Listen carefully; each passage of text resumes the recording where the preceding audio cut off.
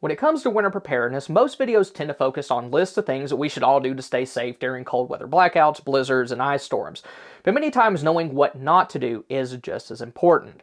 The bottom line is that winter preparedness has unique threats and dangers that aren't present during other times of the year. So today, we're going to go over some of the most dangerous mistakes that people make during cold weather blackouts and other winter weather events. One of the most common mistakes that people make during the winter months is exercising poor fire safety, and a lot of that comes down to a simple lack of experience. Most of us rely on appliances and devices that are already built into our homes for daily lighting, heating, and cooking tasks. Most of the time, all we need to do is flip a switch or turn a knob, and everything pretty much just works on its own. Unfortunately, though, during a power outage, none of those things will work. While some gas appliances like stoves or hot water heaters may still run, the vast majority of household appliances will not. And when that happens, people are going to have to rely on old school methods that they aren't that familiar with. They'll start using candles and oil lamps for lighting, propane space heaters to stay warm, and camp stoves for cooking. And since most folks don't use those kinds of items very often, mistakes are very common. Like they may place a candle or heater too close to drapes, papers, or furniture, or someone could simply knock a candle or oil lamp over. Fires increase dramatically during prolonged power outages, especially during the winter months, precisely because of reasons like those.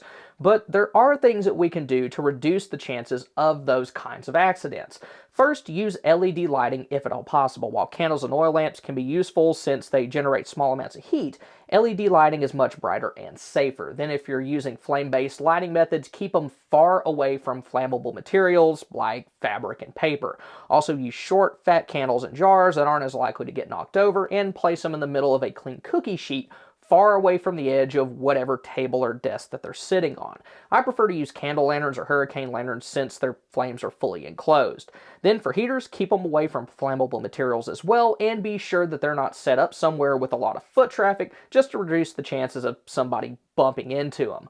Also be sure to have battery operated smoke and carbon monoxide alarms in every room of your house, along with large ABC rated fire extinguishers and fire blankets close to any flame-based lighting, heating, or cooking method that you're using just in case something bad happens. But one of the most dangerous pieces of equipment that people tend to use during power outages is fuel-based generators. While they can be very useful for powering appliances like refrigerators for multiple days at a time, using a generator the wrong way can be deadly. First, since they use internal combustion engines, certain parts and their exhaust can get very hot. Placing them in a dry area with tall grass could start a fire, and the exhaust can even burn a hole in a home siding if it gets too close. Then they also produce a significant amount of carbon monoxide and other harmful fumes. People die every year from trying to run a generator in their attached garage or carport, and the exhaust can also be dangerous if it enters your home through windows or other openings.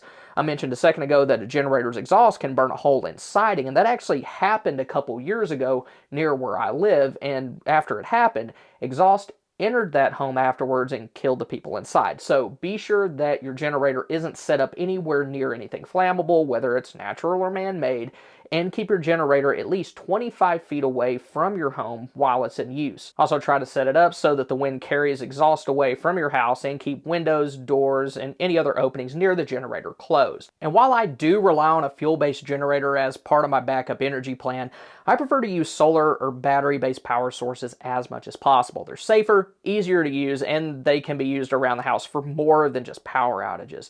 Now, a lot of people will want something big that can power multiple circuits at one time, but even smaller power stations can be very useful for keeping personal electronics and small appliances running. EcoFlow recently sent me their new Delta 3 Air, which is a very budget-friendly option, and I like to thank them for doing that and for sponsoring us today. The Delta 3 Air, like EcoFlow's other power stations, is a great choice for winter preparedness since it's safe to use indoors. It doesn't give off any harmful fumes, and it's also quiet. You could set this up right next to your bed and barely even notice that it's there. It also uses EV-grade LFP or lithium iron phosphate batteries. Those can last 10 years or more, and it comes with a 5-year warranty, so you should be able to use this device for many years to come. Now, the Delta 3 Air is kind of interesting since it's sort of a hybrid between mid-sized power stations like the Delta 3 Plus and smaller power stations like the River 3. It has a 960 watt-hour capacity, which isn't that far off from the Delta 3 Plus's has 1024 watt hour capacity, but its inverter is only rated for 500 running watts, and you also have less outlets. The Delta 3 Air has one 120 volt AC outlet, one USB-A port, and one USB-C port. You won't be able to run big stuff or a lot of things at one time, but that's not really the purpose of something like this. I think what this was designed for was to give people a fairly large capacity at a very low price point. The price is similar to some 600 watt power stations that I've seen from other companies. It does also have EcoFlow's X-Boost feature, which will allow it to power some devices that would normally require up to 800 watts, and that's useful for simple devices like hair dryers. Then another use I think this particular unit would be very good for is as a backup power supply for electronics. It has a 10 millisecond UPS, which is fast enough for most devices, including routers. It also has built-in voltage stabilization to help protect appliances during grid fluctuations, and you can even see how stable the grid is using the light-up indicator on the front of the unit.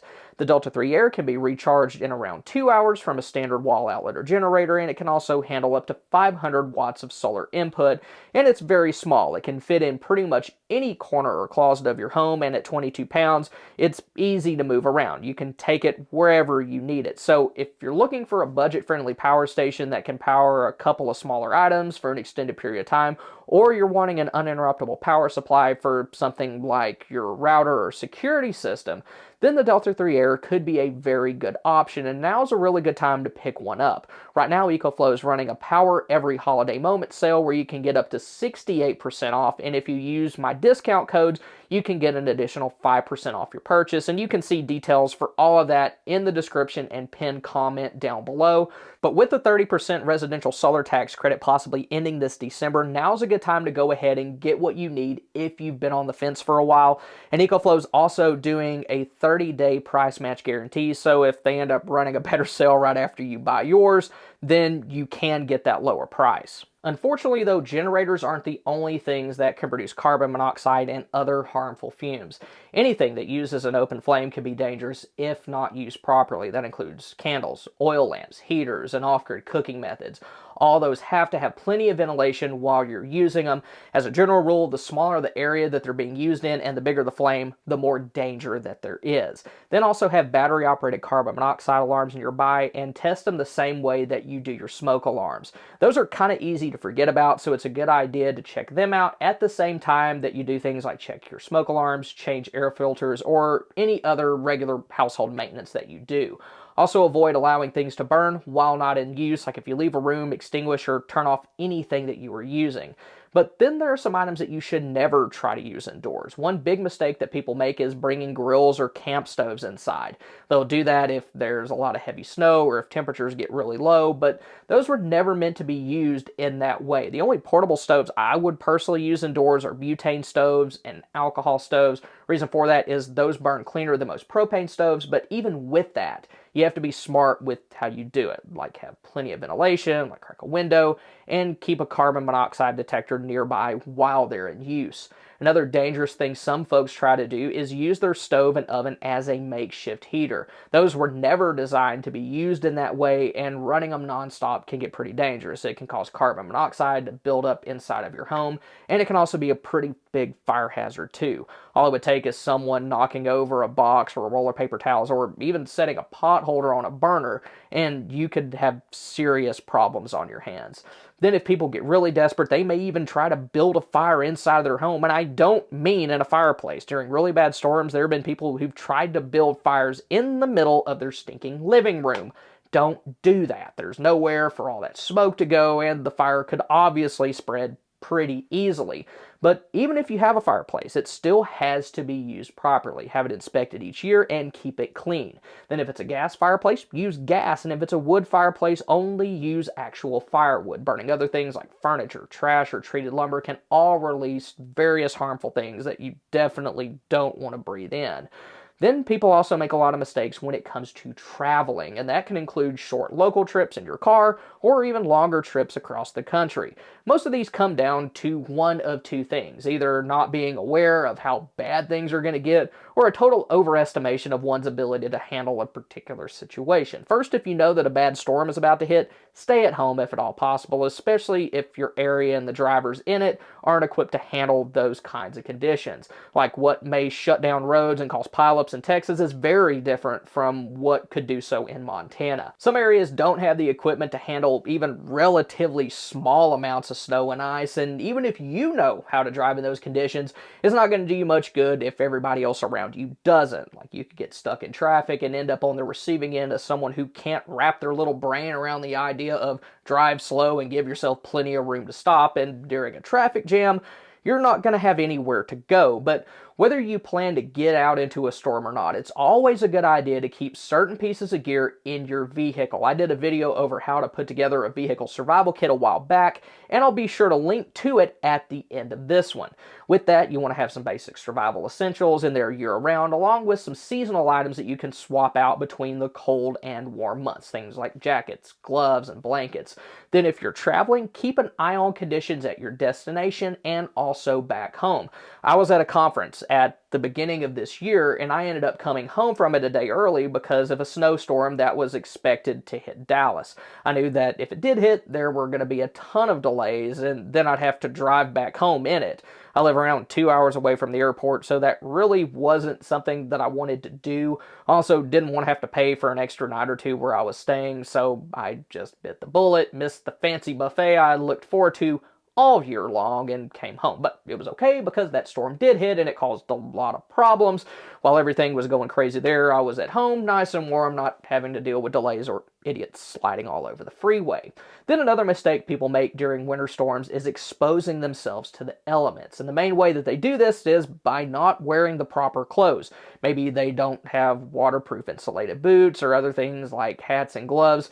Then they may have those things, but they're just made out of the wrong material. Cotton is the worst thing that you can wear during cold weather, especially if you're outside, because once that stuff gets wet, whether it's from you stepping in a puddle or even just from your own sweat, that cotton's not going to insulate anymore. Wool's best since it'll continue to keep you warm even when it's wet.